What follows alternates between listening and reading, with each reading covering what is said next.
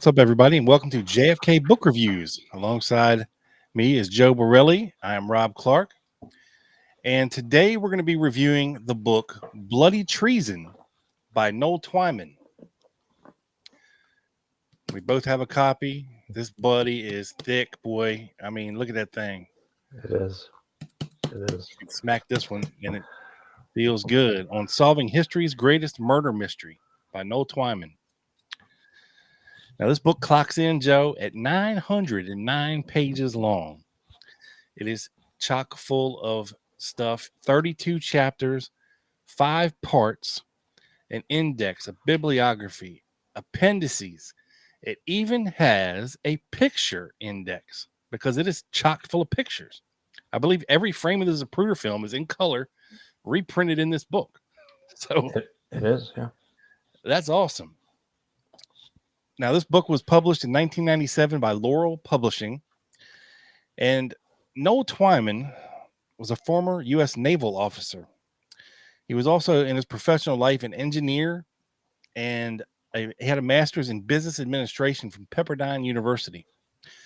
Over the course of his life, he managed to have several patents and start and found 2 separate companies in energy systems and aerospace test facilities, which means, Joe, that this guy was loaded.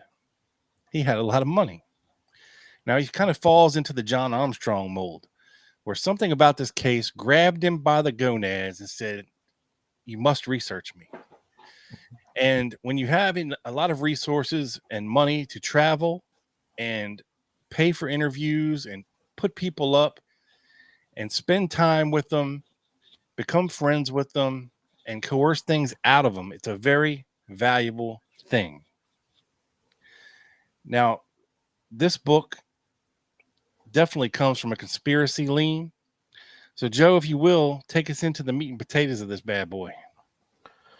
Sure. So, what do I think the author was trying to achieve? Well, having not previously delved into the JFK assassination, I think he approached his book, as he stated in the intro, from the viewpoint of a prosecutor, with a methodical process of an engineer, which he was, and presents both arguments and counter arguments in an objective way. He tries to answer questions like, were the CIA and FBI involved? Was the Secret Service involved? Were the military medical doctors who performed the autopsy involved?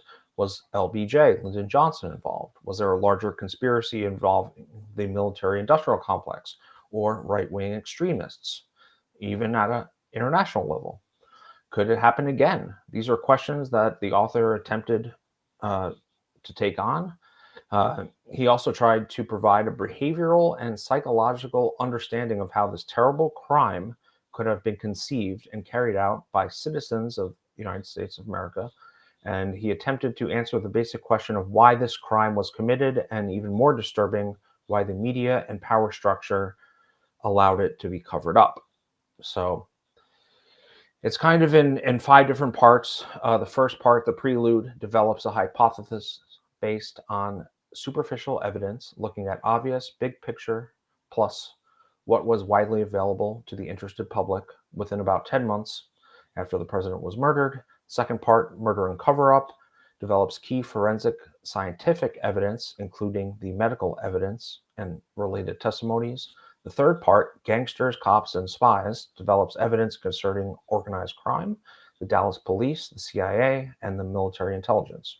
Fourth part, right-wing extremists and power politics, develops evidence concerning the military-industrial complex, right-wing extremists, and Cuban exiles. Fifth part, conspiracy and cover-up, develops evidence concerning Secret Service, LBJ, and J. Edgar Hoover.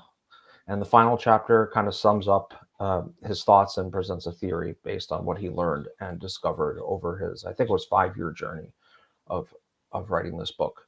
But I like this book a lot, Rob, because he spends a lot of time focusing on characters that I think were likely involved in the assassination, like certain Cuban exiles from Interpen and certain soldiers of fortune.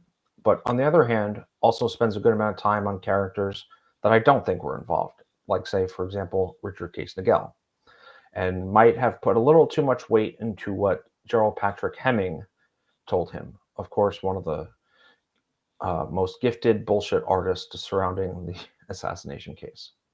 But the book is very well written. It's easy to follow along with his writing as he gives background on certain areas of the case. And even if you didn't know anything about it, he kind of lays out both the arguments and the counterpoints, and it's easy to follow. It's definitely well sourced. 2 appendices, about 22 pages, and the footnotes section, nicely organized by chapter, is about 25 pages long. Sometimes he quotes from other authors' books a little more than I would have preferred. But Rob, what is your rating? What are your thoughts? Well, Joe, I will tell you, as you can see, I do use this book as a resource. I've never sat down and read it cover to cover. If you don't know anything about the assassination, it would be a good book for you to start with because it covers damn near everything. There's not enough, to me, not enough Oswald, not enough Dallas based investigation in here.